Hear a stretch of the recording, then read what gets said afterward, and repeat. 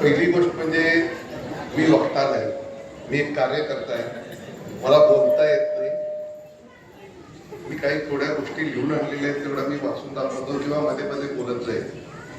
तर सहसेवा ट्रस्टवर गेल्या 24 वर्षापासून प्रेम करणाऱ्या माझ्या सर्व साथीदारांना, पायी नर्मदा परिक्रमा करून नुकतेच कोल्हापुरात आगमन झालेल्या आपल्या लाडक्या 3 परिक्रमा वासियांच्या चाहत्यांना,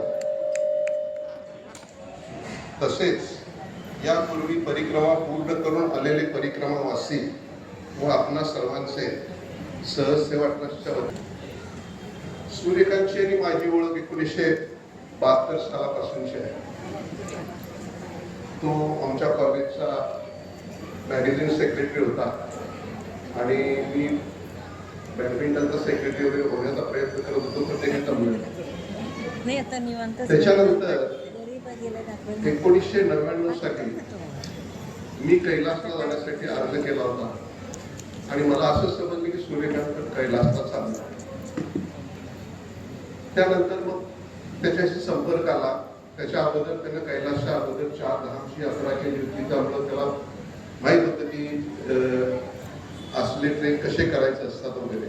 मग त्याच्याकडून मी जरासे माहिती घेतली, ज्ञानाचे डोस घेतले त्याच्याकडून आणि मग आम्ही कैलासची यात्रा केली. पण कैलासच्या यात्रेत आल्यानंतर सूर्यकांतनं एक कैलासला एक वचन देऊन आला होता की मी दरवर्षी 10 परिक्रमा म्हणजे कैलासच्या यात्रेसाठी इकडून यात्रेकडून भेट पाठवत जाईल. आणि त्याप्रमाणे त्याने कैलास मानसरोवर यात्री संघाची स्थापना केली आणि त्याच्यासाठी त्याने भरपूर प्रयत्न केले.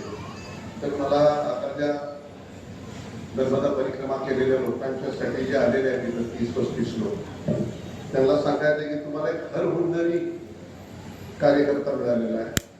आता याच्याकडे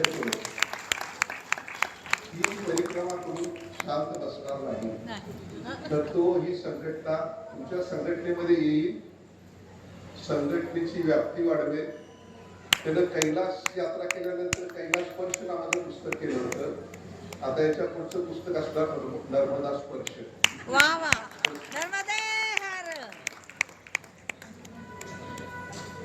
सूर्यकांतचं काय आहे, तो 100% पॉझिटिव्हिटी असलेला माणूस आहे. म्हणजे त्याच्याकडे नकारात्मक असं होणार नाही हे कधी त्याच्या तोंडून मी ऐकलेलं नाही आजपर्यंत. कुठलीही गोष्ट तो पॉझिटिव्हली घेत असतो. आम्ही कैलासला जाण्यापूर्वी 2-4 लोकांची लेक्चर्स आम्ही ऐकली होती. त्यावेळेला आम्हाला कैलासची यात्रा कशी करू नये हे सांगितलं जात होतं. त्याच वेळेला सूर्यकांत एक निश्चय केला की आपण कोल्हापूरला आल्यानंतर संगती असं करूया, एक पुस्तक काढूया आणि त्याच्यात आपण का करावी याबद्दल त्या पुस्तकात माहिती घेऊ. आणि त्याप्रमाणे त्यानं केलं. एक गंमत पण सांगतो तुम्हाला. म्हणजे आता तो या बाबतीत पण म्हणजे नर्मदा परिक्रमा कितीही त्याला कष्ट झालेले असतील किंवा कितीही त्याला त्रास झालेला असेल, तर तुम्हाला सांगणार प्रत्येकाने केलीच पाहिजे. इतकी चांगली यात्रा दुसरी कुठली नाही. हे सूर्यकांतचं वैशिष्ट्य आहे. आणि आम्ही लहानपणी एक गोष्ट ऐकलो होतो, आम्हाला शाळेत सांगितली होती की 4 मुलं असे फिरत फिरत डोंगरात जात असतात. एका छिद्रातनं हात घातल्यावर म्हणजे सूर्यकांत सारखा एक मुलगा असतो, त्याचा छिद्रातनं हात घातल्यानंतर जोरात ओरडतो. बाकी दुसरी विचारतात काय झालं, काय नाही म्हणते, गार लागलं. दुसऱ्याला परत हात घातल्यावर तो पण जोरात ओरडतो. त्याला विचारतो काय झालं, काय नाही का. सूर्यकांत सांगितलं तसंच झालं, पण प्रत्यक्षात त्याला चावलेला असतो विंचू. म्हणजे त्याला ह्या परिक्रमेचा विंचू चावलेला आहे. म्हणजे आपल्याला सांगणार चांगली आहे यात्रा करायला पाहिजे. सूर्यकांत बरोबर मी आतापर्यंत म्हणजे प्रवास केलेला आहे. कुटुंब आली नंतर मी, अरविंद आणि किरण आणि सूर्यकांत आम्ही दरवर्षी एक कुठल्या तरी बाहेर देशात जायचं आणि प्रवास करायचा असं ठरवलं होतं. सुरुवातीला आम्ही नेपाळला गेलो. त्याच्या अगोदर मी कुल्लू मनाली वगैरे केलेलं होतं सूर्यकांत बरोबर, सूर्यकांतच्या वहिनी वगैरे. त्यानंतर 1 वर्ष आम्ही नेपाळला गेलो, दुसऱ्या वर्षी भूतानला गेलो. त्याच्यानंतर एक कोविड लागल्यामुळे आमचं राहिलं होतं आणि आमचा प्लॅन चालला होता मागच्या वर्षी की आपण व्हिएतनाम आणि कंबोडिया करूया म्हणून. सूर्यकांतला पण मी बोललो होतो. असं नाही पण म्हटलं नाही, होय पण म्हटलं नाही. माझे 2 मित्र तर असे प्रवासाला तर सध्या बाद झालेले आहेत. मला पर्याय नव्हता सूर्यकांत शिवाय. मग सूर्यकांतला फार फार विचारल्यानंतर त्याने एकदा बॉम्ब टाकून दिला, मी नर्मदा परिक्रमा करायला लागलो. आणि मग काय असते मला त्यात प्रामाणिकपणे सांगायचं, मला त्यातलं नर्मदा परिक्रमा असती हे पण माहिती. तर त्याने सांगितलं असं असं आहे की 2-3 महिन्यात मी येतोच. आणि म्हटलं आपल्या ज्योतिबाची यात्रा आहे, जाणार कधी? नाही नाही म्हटलं, मी आता असं ठरवलंय, माझा वाढदिवस 19 तारखेला आहे नोव्हेंबरच्या, तर मी 19 तारखेला परिक्रमेला सुरुवात करतो. असं आमच्या यात्रेचं काय म्हणतात? तर नाही, मी येतोय तर 2 महिन्यात येतो, 2-3 महिन्यात येतो. आम्हाला काय माहित नाही काय नाही, ते होय म्हटलं. मग आम्ही त्याचा वाढदिवस केला 11 तारखेला, 11 नोव्हेंबरला त्याचा वाढदिवस केला आणि त्याला आम्ही निरोप द्यायला गेलो. त्याच्यानंतर तो ज्यावेळेला गेला रेल्वे स्टेशनला, आम्ही सगळे सोडायला गेलो होतो, त्यावेळेला त्याला एक आम्ही आश्वासन दिले की बाबा आम्ही तुला भेटायला यायचो. मग पहिल्यांदा आम्ही त्याला एक असं सांगितलं होतं की आमची गाडी कुठेपर्यंत येईल, त्या नॅशनल हायवेच्या आसपास स्टेशन असलं की आम्हाला बोलव, म्हणजे आम्हाला तेवढे पण चालायला लागू नये म्हणून. तर पहिल्यांदा त्याने आम्हाला भरूचला बोलवलं. भरूचला गेलो आम्ही. भरूचला गेलो, तो तारीख होती मला वाटते 21 डिसेंबरची. आणि त्याच्यानंतर 7 फेब्रुवारीला आम्ही त्याला जबलपूरला भेटायला गेलो.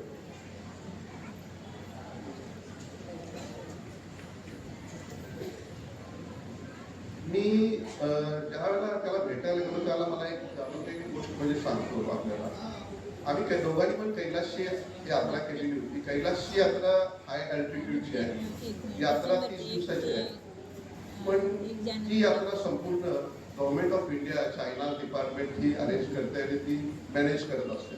म्हणजे आम्हाला किती किलोमीटर जायचं आहे, 21 किलोमीटर जायचं आहे. तिथं आपल्याला राहायची सोय असणार, खायची सोय असणार, गव्हर्नमेंटला केलेली सोय असायची. त्यामुळे ती यात्रा जरी हाय अल्टिट्यूडची होती तरी ती इतकी आम्हाला खडतर वाटली नाही. पण ही जी सूर्यकांतनी केलेली यात्रा आहे आणि ती आम्ही अनुभवली, म्हणजे मी त्याच्याबरोबर 2 दिवस चाललो. ते जे बघितलं म्हणजे ह्यांना काहीच माहित नाही कुठं जायचंय आपल्याला. आश्रम आला, आश्रमात गेले, पण त्या आश्रमचे महाराज ते सगळे कुंभमेळा आहे म्हणून कुंभमेळ्याला कुलूप लावून गेले. करणार काय, पुढच्या आश्रमाला चालले. म्हणजे हे याच्यात कुठं सर्टन्टी नव्हती, याच्या यात्रेमध्ये या तिघांच्या कुठेही सर्टन्टी नव्हती. आणि अशा या यात्रेमध्ये एकदा तर मी बघितलं, आम्ही जबलपूरला गेलो होतो. जबलपूरला 7 डिग्री सेल्सिअस टेम्परेचर होतं. एक दिवस हे एका देवळात जागा नव्हती, हॉलमध्ये बांधकाम चाललं होतं, त्या देवळाच्या बाहेर झोपले होते. म्हणजे स्लिपिंग बॅग्स होत्या, पण स्लिपिंग बॅग्स करणार किती का? पण त्याला काय नाही, दुसऱ्या दिवशी परत फ्रेश, परत चालले आपले. आम्ही जबलपूरला आलो. बेडाघाटची परिस्थिती, बेडाघाटला असो,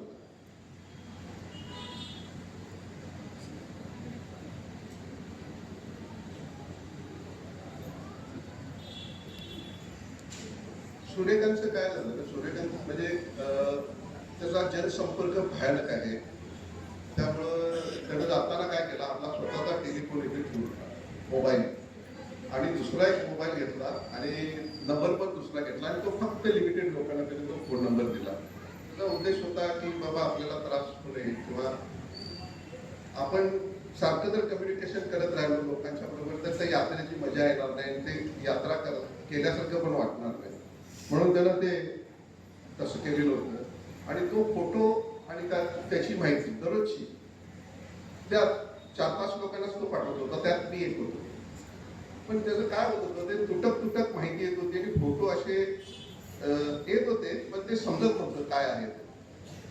घरच्यांनी म्हणजे त्याच्या मुलानं आणि त्यांच्या मित्रमंडळींनी दुसऱ्या प्रयत्न केला की त्याची YouTube चॅनल वगैरे काढायचा आणि माहिती सगळ्यांच्यापर्यंत पोहोचवण्याचा प्रयत्न केला, पण तो काय तसा यशस्वी झाला नाही. मग ज्यावेळेला आम्ही भरूचला गेलो त्यावेळेला मी सूर्यकांतला म्हटलं, सूर्यकांत ते काय जमणं झालंय, लोकांच्या पर्यंत तुझी परिक्रमा पोहोचणं झाली, तर आपण काय करूया. तो म्हटला, मी तुला सांगतो तुला काय जमत असेल. खरं तर म्हणजे हे मला सांगायचं नव्हतं की त्यानं परिक्रमा, त्याची परिक्रमा, तो परिक्रमा फिजिकली करत होता आणि मी घरात बसून परिक्रमा करत होतो. म्हणजे असं मला वाटत नाही कधी झालेलं असेल. तर अशा पद्धतीनं आम्ही ती परिक्रमा लोकांच्यापर्यंत पोहोचवण्याचा प्रयत्न केला. सकाळी 4:30 वाजता उठला की पहिला फोन असायचा, सूर्यकांत काय काय लिहिलास? मग मी ते आजच्या दिवशी दिलेलं पाठवायचं त्याला. पाठवल्यानंतर तो ते ओके करायचा किंवा त्या दुरुस्त्या सुचवायचा. त्यात माझी आम्हाला सवय काय तर कुणाला ह्याला नाव ठेव त्याला नाव ठेव, आपल्याला ती सवय असते, ते त्यांना चालायचं नाही, त्यांनी ते परत दुरुस्त करायला लावायचं. मग असं ते दररोज माझे 3-3 तास जायला. टीव्ही बघायला माझा बंद झाला. घरात जाऊन नंतर जर खाली बसलो बायकोच्या जवळ तर बायकोने जावा की सूर्यकांत लिहायला जावा, म्हणजे ही फॅक्ट होती. आणि त्यावेळेला चॅम्पियन करंटेच चालला होता. तर तो चॅम्पियन करंट पण मला बघायला मिळाला नाही. म्यूट करून बघायचा, कारण ते लिहायला यायला पाहिजे ना. मी ज्यावेळेला शाळेत होतो निबंध लिहिला की 10 पैकी 2 मार्क पडायचे, म्हणजे आमचं लिखाण इतकं चांगलं. पण सूर्यकांत मला लेखन केल्यासारखं केलं.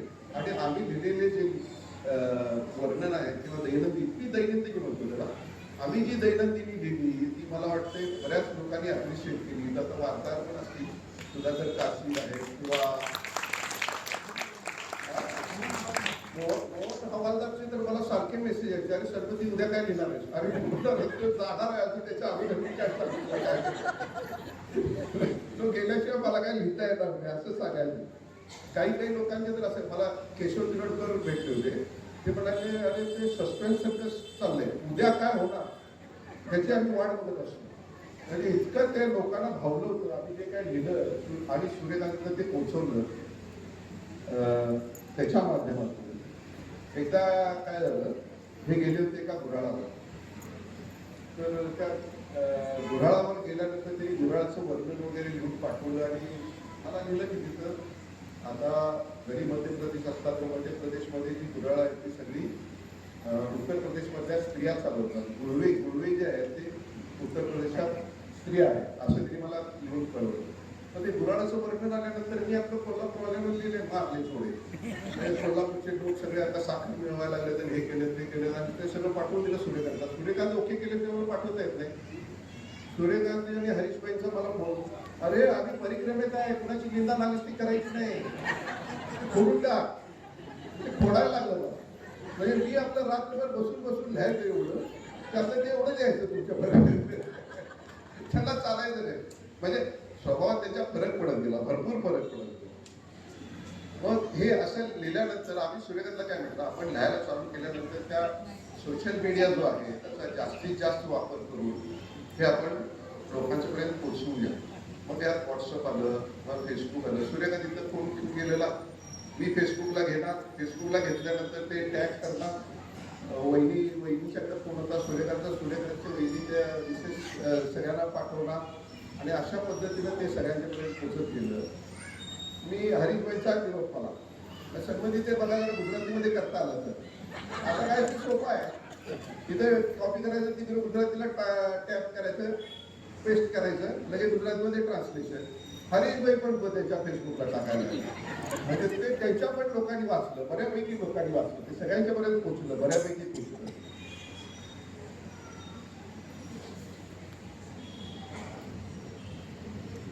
सूर्यकांतच्या मुलीचा मला बऱ्याच वेळा फोन यायचा की काका आमच्यापैकी आमच्या फॅमिलीपेक्षा म्हणजे माझ्या आईपेक्षा तुम्ही जरा जास्त माझ्या वडिलांना ओळख नाही वाटत. सूर्यकांत मुलीचा फोन आहे. आणि मी जेव्हा शेवटच्या दिवशी 123 दिवस झाले होते त्यावेळेला त्याचा फोन आला, मला मेसेज आला 1 दिवसात की माय फादर्स काय असेल ते फ्रॉम टुमॉरो.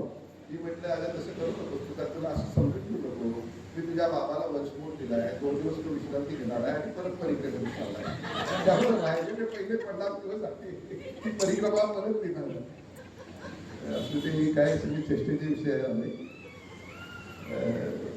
मी खरं तर हे लिहित असताना कधी कुणालाही जाणवू दिलं नाही की सन्मती मिर्जे ही परिक्रमा लिहित आहे, असं कधी जाणवू दिलं नाही. सूर्यकांत लिहितोय असं सगळ्यांना वाटलं होतं.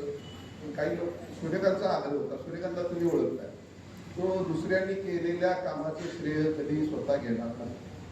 त्यानं मला स्पष्ट सांगितलं की